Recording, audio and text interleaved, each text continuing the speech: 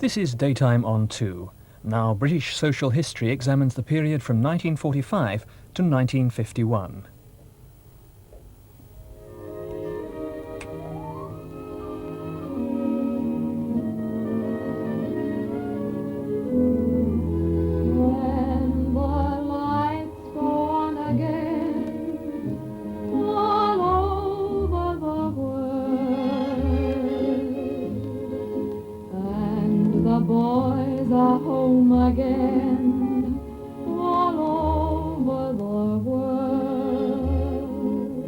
From June 1940, German bombers were based 25 miles off the British coast.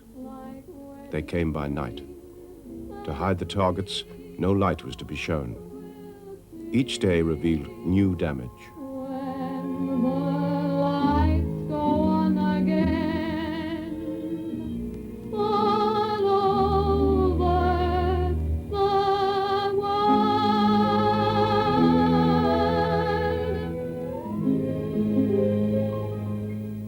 Homes, factories, schools full of children were in the front line.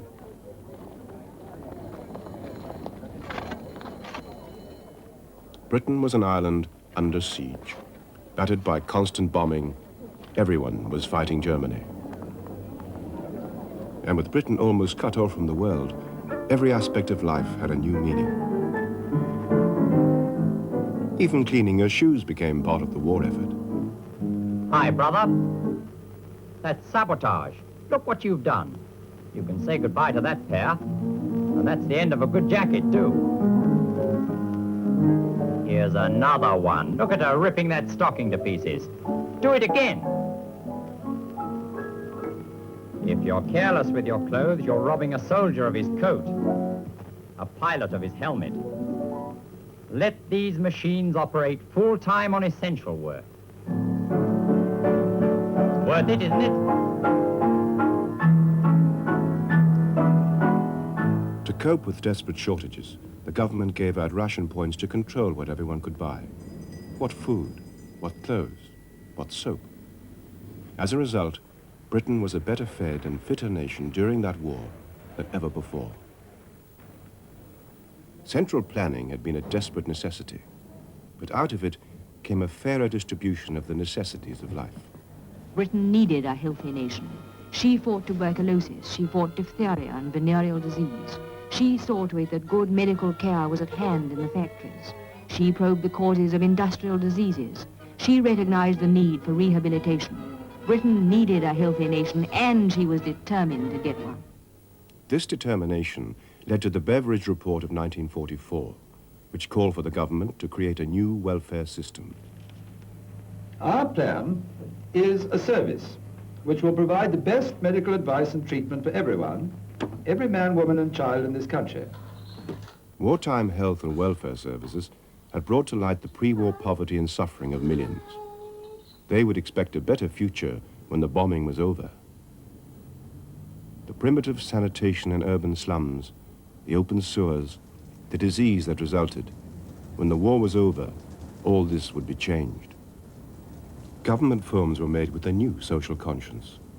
A heritage I'm not prepared to keep. A heritage that should have been wiped out generations ago. For all Hitler's bombs, there's miles and miles of this still standing.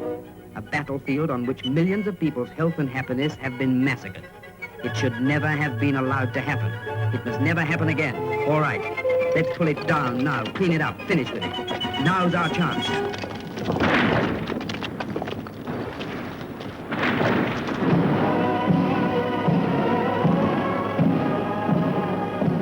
Victory in Europe Day came in May 1945. Hitler was dead. Hostilities will end officially at 1 minute after midnight tonight, Tuesday, the 8th of May. The German war is therefore at an end.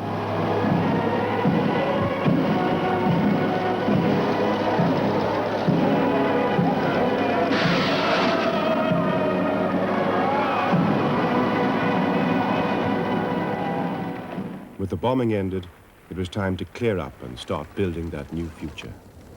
That was the hope voiced, for example, in a Ministry of Information film called Land of Promise. Remember how we cleared those airfields and built those airports? Well, we've got the same machines and we know the new methods. So we can do it again for the new housing sites, the roads and the towns. Yes, and we're going to do it right this time. 1 house in 10 had been destroyed. Emergency instant homes, prefabs, were put up, but temporary homes were only a start. The idea now was to use wartime planning to attack all social problems and create a fairer society by government control. Housing is only part of the plan involving all kinds of production, exports. We've got to make goods to send abroad, up to a certain amount, no more, no less. Planned, in fact. Motor cars, why not?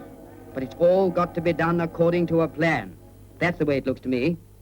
Seems to me that what you're really asking for is a full planned economy. It is. This is another war for freedom. And don't let's have anyone getting up and saying that's different. It isn't. The fighters are still the common people. There lie the killed in action under their crosses. There go the wounded into the surgeries and public wards and institutions.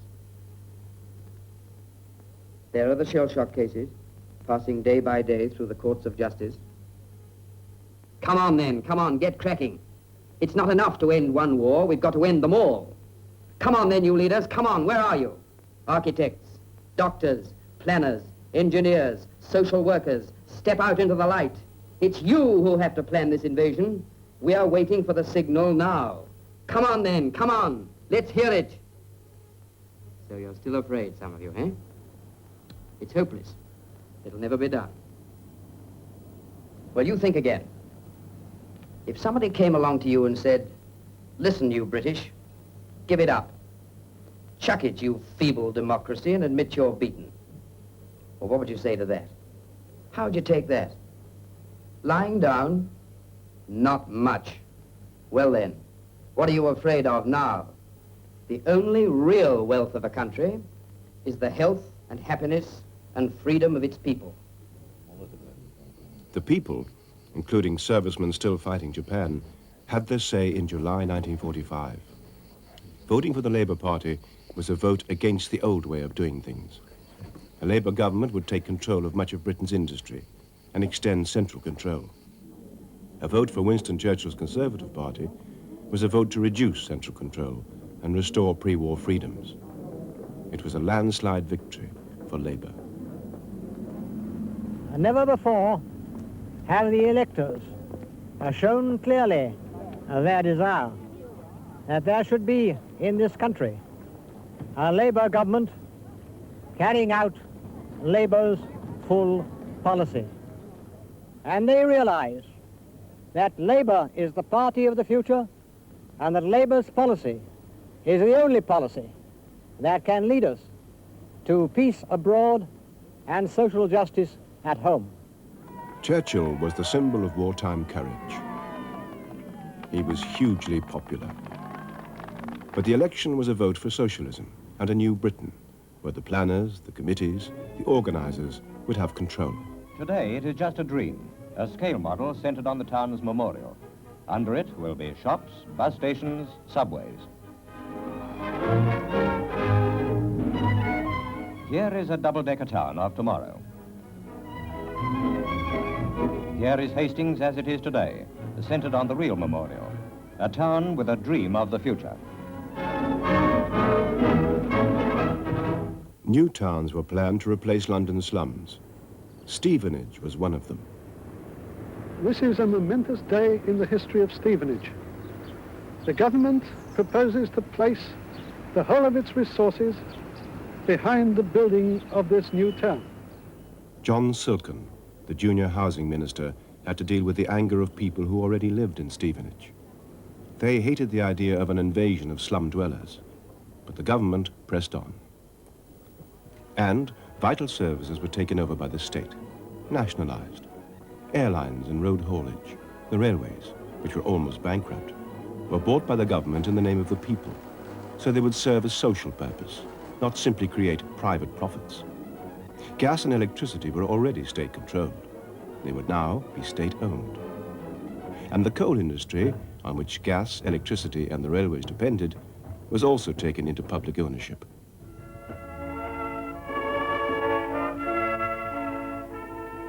hundreds of miners with a band playing were winding out of the colliery yard.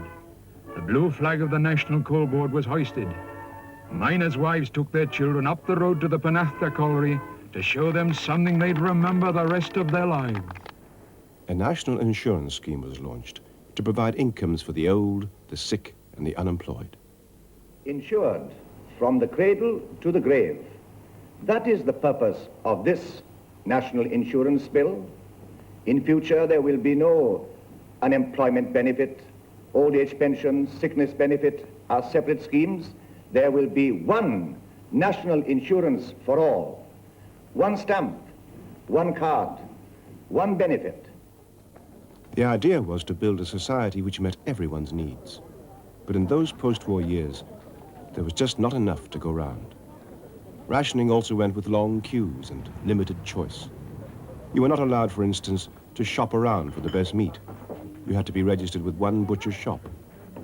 And to everyone's dismay, in 1946, rations were actually getting smaller. The British Housewives' League rose up in revolt. And expecting that when the war was over, that we should get more to eat. At least not to have a cut. Many women had been doing factory work or other vital jobs during the war. Now the men were back and needed work, and the women were pushed back into the home. It was usually they who had to cope with the real problems of rationing. I get up wondering what I'm going to give the boys to eat, and the stuff I have to put in front of their father doesn't bear thinking about. I did hope we might have it a bit easier now that there's no more war, but instead of that, it's worse. We are an importing country, and like all other importing countries, have to obtain our supplies from overseas. And therefore, for a time, we must go short. Why has this bombshell fallen? Here's why. There's a shortage of grain throughout the world, grain and many other staple foods. Here are the world's food headlines. Grain crops in Australasia crippled by drought. European food-producing lands still suffering from war's aftermath. Ministry of Agriculture tells farmers it may be worse than in war. The new United Nations organization was set up to try to prevent future wars. A major problem facing it was that, as a result of the last war, much of the world was starving. All of us like variety. And to eat our food in the form of meat, chicken, eggs, etc. is very nice to us. But when faced with famine, the whole value of the food eaten by the human is very important.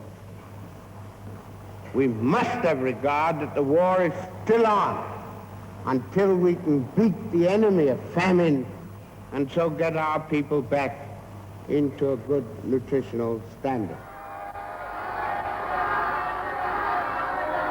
On top of harvest failures, the planners had to face fuel and power shortages.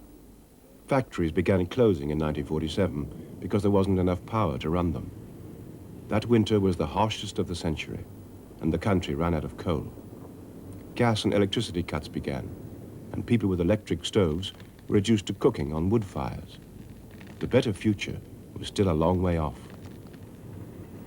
But the National Health Service of 1947 was to be part of that future. Like the National Insurance Scheme, it had been proposed in the Wartime Beveridge Report. For the first time, all medical care would be free.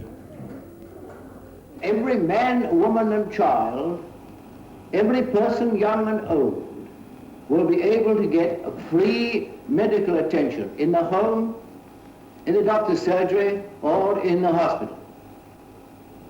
And if you need it, you will get free specialist consultation and free specialist treatment in the hospital. Mothers of families need no longer be afraid to go to the doctor for treatment. The immediate benefit to children will be very great. Early treatment will save many thousands of children's lives. It's the simple illnesses, measles, whooping cough, pneumonia. Those are the causes of death in children. People had been afraid to go to the doctor because it cost money. But the medical profession fought hard against the scheme. Doctors valued their independence, and didn't want to be turned into workers for the government. You, the public, are interested in health no less than doctors, and in health services too. We all want better health services and better health.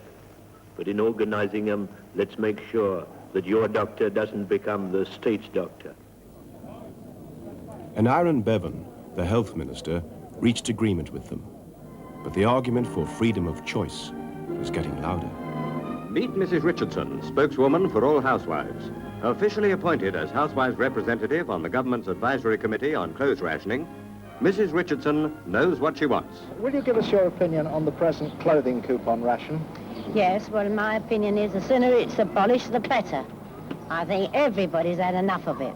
What with one ration book, what with one coupon book, a few sweets on a coupon book. I think it's nearly time it was abolished and we could go and buy exactly what we wanted. And were you able to tell Mr. Wilson that at your meeting? No. All we had at the meeting was, which I consider was a waste of time for such women as me, that all we had was figures about the trades and the output and exports. Well, we don't want to understand that. All we want is to go and buy the article and be satisfied. Cinema newsreels pushed the anti-planning theme. With welcome on the mat from everyone except already overworked housewives, spring comes round again. The only good thing the planners can't get their hands on. On the land, seeds go in with the perennial hope that something will turn up. Things were turning up. By 1949, there was enough electric power to let unnecessary lights go on again at last. Carry on, London. After 10 years of blackout and semi-darkness, the lights go on again. Crowds as big as on Victory Night throng Piccadilly as the time comes round to throw off the last traces of wartime gloom. It was no longer illegal to switch on a fire in the summer. The worst was past. As 0 hour approaches, the dawn patrol gathers outside the confectioners. Early birds get a special reward. Hundreds and thousands are backed by the billion. Sherbet and rock, gobstoppers and aniseed balls, lollipops and chocolate bars.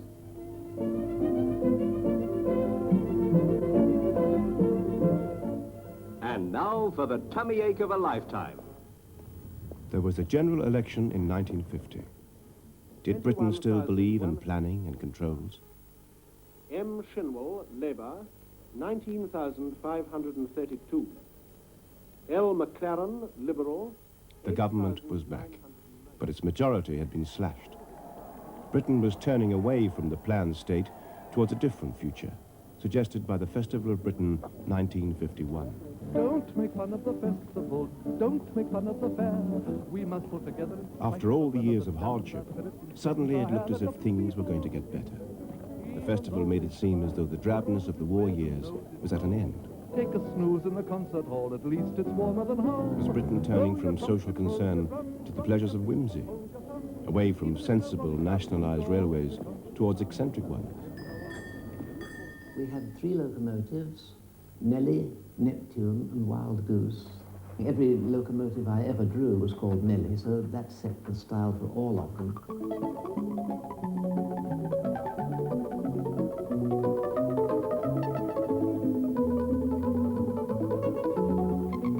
I suppose you could say it was the Festival of Britain that altered everything and put me onto a track that I didn't know existed. There it's gone on ever since.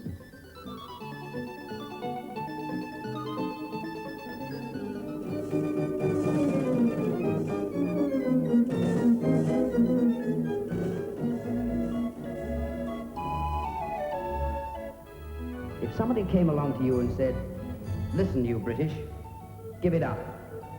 Chuck it, you feeble democracy, and admit you're beaten. Well, what would you say to that? Well then, the only real wealth of a country is the health and happiness and freedom of its people. The government's majority was too small, and a new election was called in 1951. And now the shift was clearer. Labour still had more votes, but they were concentrated in the industrial areas. The Conservatives won more seats. Great changes had been made, but now Labour was pushed out of office and Winston Churchill came back to power. He was old and sick, but he did the one thing above all for which he had been elected. He put an end to rationing.